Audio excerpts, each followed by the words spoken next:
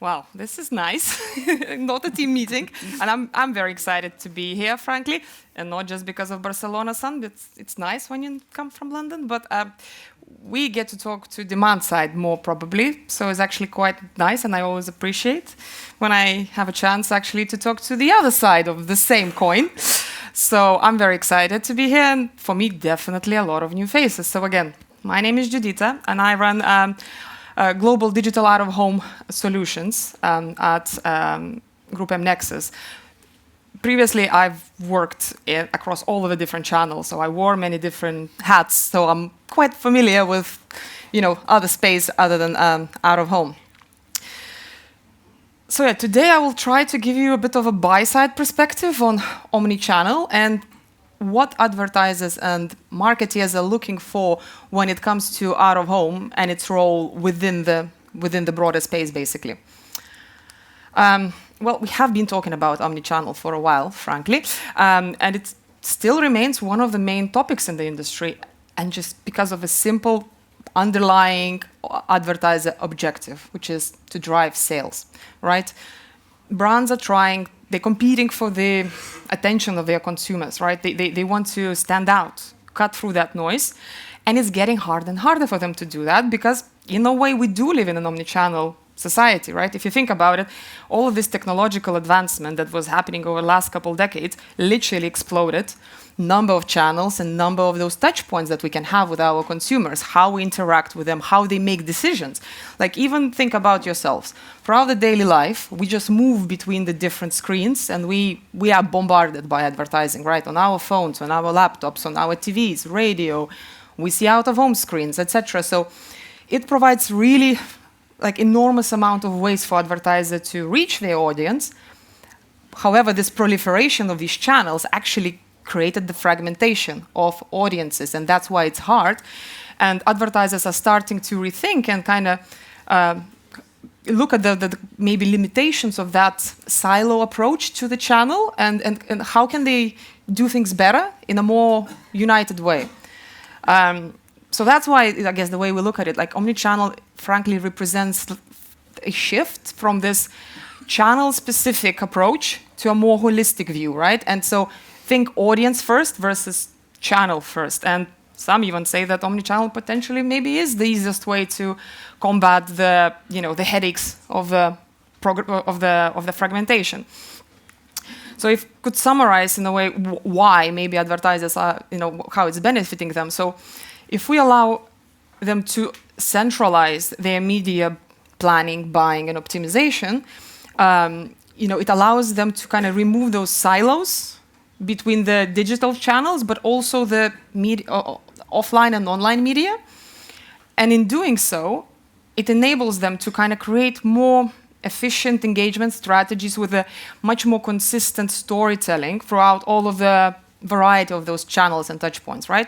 On the flip side, brands are also businesses, like any of us, right? They also face macroeconomic challenges.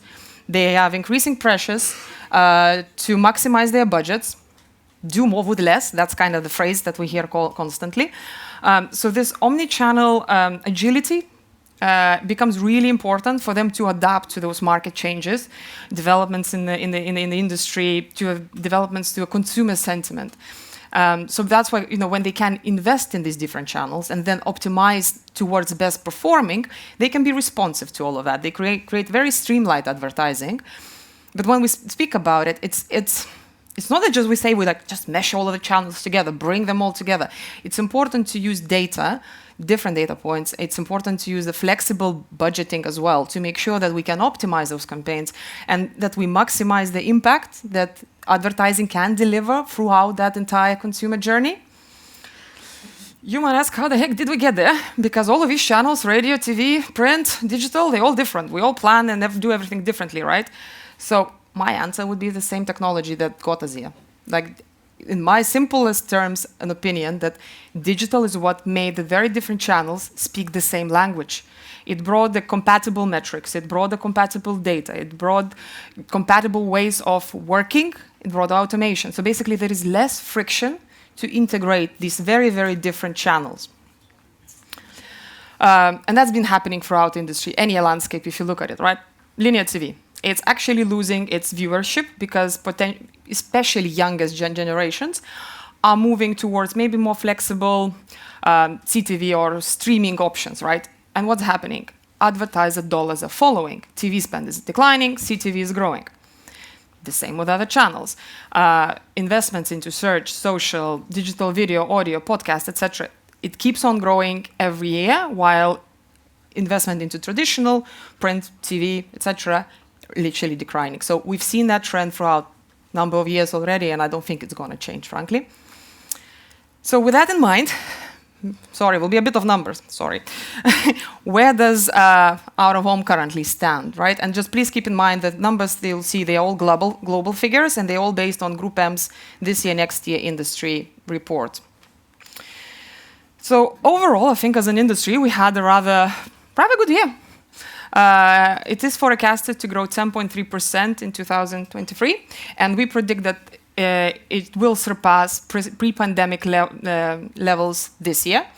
Currently, it is worth $34.4 billion, and it's projected to grow over the next couple of years, even though at a slower growth rate than currently. If we drill it down, again, there were some mentions of that already, the growth is driven by digital. And our projections show quite a steady growth of digital out-of-home investments over the next 5 years. And it's mainly attributed, again, to that increased availability of new supply, the more increasing flexibility of the channel, and as these trends continue, out-of-home will become more accessible to the marketeers, and it gives them more control over, I guess, how they invest their out-of-home budgets. So yeah, this year, I'm still living in 2023.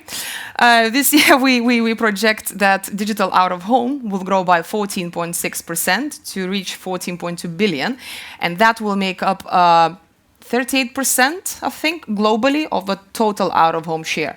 And that growth will continue throughout over next years to come and grow the share, basically.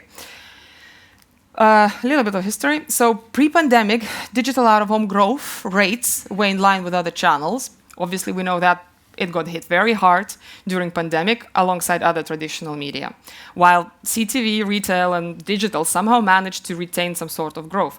On the flip side, we bounced back very quickly, and we actually projected to grow faster, at a faster rate than the rest of the channels and the total ad spend. So positive news, right? So far, so good. However, there is a 4%. Out-of-home is worth 4% of total ad spend. Frankly, I was a little bit shocked when I saw that number, because I was very excited working in this space, and I was like, how is that possible? And we project that out-of-home will remain around that rate throughout 2028, and it will not surpass pre-pandemic levels by then. And back then it was 6%. So just to sum up, I know a lot of numbers. It's a great time for industry. We are growing. We have healthy growth rates, quite a positive outlook. However, there is a lot of room, not only just to reclaim what we had, reclaim the share, but also grow it. So I would actually look at that more positively. We have where to go. So with that in mind, let's take a look a little bit more into the buy-side perspective. So I'll just pull some stats from different research pieces, etc. This is the extract from Digiday's and Amazon Ads State of Omnichannel report. This shows the split of investment budgets per different channels. So basically categories of 4. Those channels that get 0%, so basically left out. Those who get up to 20%, 20, 60, 60, 100. So let's just look into the out-of-home. So I think how I look at it on the right-hand side, like you can see that we are actually being included into omnichannel mix, right? So I think that usually when brands are familiar with the out-of-home or they've experienced it, etc., they tend to include us on it. The problem or opportunity more is the left-hand side, right? We are the most excluded channel out of omnichannel mix. And it not necessarily is that surprising. If you think about it, people do what they know. if I speak with the people who are not from this industry, if I tell them out of home, the first thing they think, Times Square, Piccadilly Circus, broadcast media, a bit like TV, lack of planning, lack of measurement, wastage, etc., right? Incorrect, but that's what people think. So now, think about your average planner trader. Overstretch, massive targets to deliver. What do? They default to what they know. They are tried and tested methods and channels. Not ideal at all, but you cannot blame them. And I think the way I look at it, I think that is a massive opportunity for us as an industry to educate on the possibilities and capabilities, and by doing so, we will be able to convert some of that number and increase the share of the investments that we are getting. So that's positive. We have stuff to do. Sorry, more stats. Let's take a look a little bit more what else lies behind that. So let's start with why, as everybody does. First of all, why advertisers are even adopting the omnichannel. So they listed a couple of main reasons. They want to build trust and loyalty with their customers. They want to increase sales, and they want to improve brand awareness. So keep those three in mind. In terms of how this is happening, again, based on the same State of Omnichannel report and plus a DPAA study that we've done a couple of years ago on advertiser perspective, both of those reports claim that more and more companies are actually utilizing single team to execute and run their omnichannel campaigns. 66 of marketeers across agencies and in-house say that digital out-of-home was taken out of traditional planning silo to better integrate with the rest. So frankly, that is pretty much the same trend we see internally, like this desilization and kind of trying to bring the specialized knowledge closer together, different trading and planning teams together. We as an organization literally reorganized ourselves to be better suited to deliver these integrated omni-channel campaigns. And then in terms of why digital out-of-home in the omni-channel, marketeers, alongside the fact that it complements their digital plan, mentioned the geo-targeting and contextual targeting capabilities as the top reasons currently to include digital out-of-home into the mix. Right, so I think if we build on that a little bit, like what else? What else can we do to try and accelerate that growth, right? Again, so first factor for me, I think, would be, again, programmatically enable flexibility and precision. I know I might sound as if I'm drumming the same, beating the same drum, that's the phrase. But it's what advertisers and marketers actually want. So if you think about at the beginning of presentation, we talked about the fact that the need for agility to adapt to changes in the environment, right? Different environment means different context that might need another different message. And programmatic enables this creative flexibility to execute and much more personalized and maybe reactive creatives that can, respond to changes in the environment. Programmatic also enables this scheduling flexibility, buying specific day and specific hour of the day. And after pandemic and lockdowns, advertisers still love this capability because it's less wastage for them, it's very precise, and they also can target very specific audiences when and where they want them. Second factor for me, I think, is supply availability. So marketers cited that access to inventory via their preferred platforms would be a really dominant factor for them to include more of digital out-of-home into the mix, right?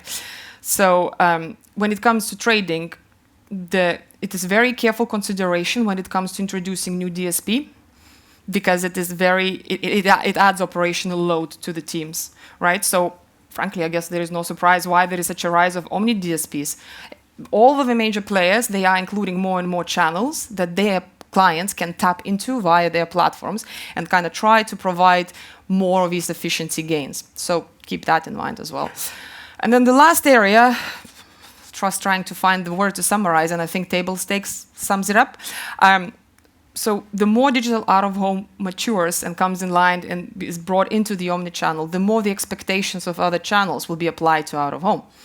So we just not have to be included in those marketing mix. We need to demonstrate the value of it, That is very important for marketeers to get the sign-offs of budgets and their decisions. Attribution to action is really, really important, especially when there is much more scrutiny to demonstrate the results and the effectiveness of any given channel investment. And frankly, we shouldn't be marking our own homework. So third-party verification, it's a standard baseline that will become more and more important for out-of-home if we want to play within the omnichannel. And just kind of to round that all up, I think standardization is really important. So the easier it is for advertisers to kind of work with the channel, the more comfortable they will become to include it into the mix.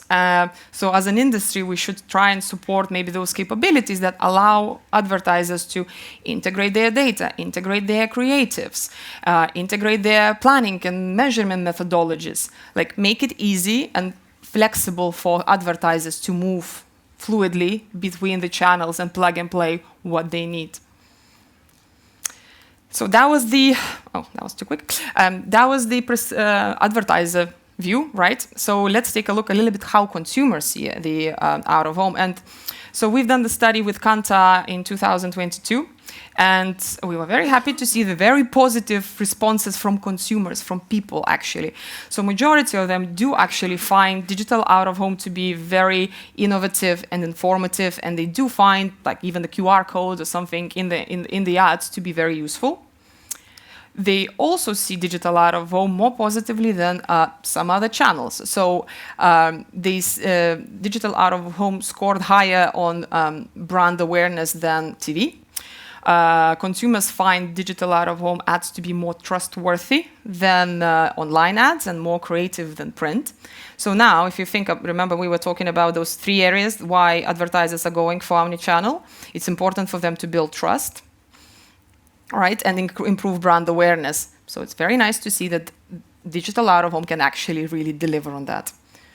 The third area was drive sales, and historically, out-of-home was probably seen more as a branding channel rather than performance. So we were happy to see that digital out-of-home can actually drive action as well. People are encouraged to search online, make a purchase after seeing ads, or connect with their social platforms. So that's why we think that out-of-home is really great ally and primer for other channels. So people do go online, they visit websites, use hashtags, use QR codes when they see ads. So on the buy side, when we look at how can we better integrate it with other channels, we try to play to the strengths of the channel. And these are just a couple of examples that we saw when we pair the different channels. So digital out-of-home combined with mobile drive 69% store traffic. Combining digital out-of-home with TV is brilliant for brand awareness. We deliver over 55% uplift in that. And pairing digital out-of-home with social leads to 50% higher brand recall. 2 slides to go. Almost done.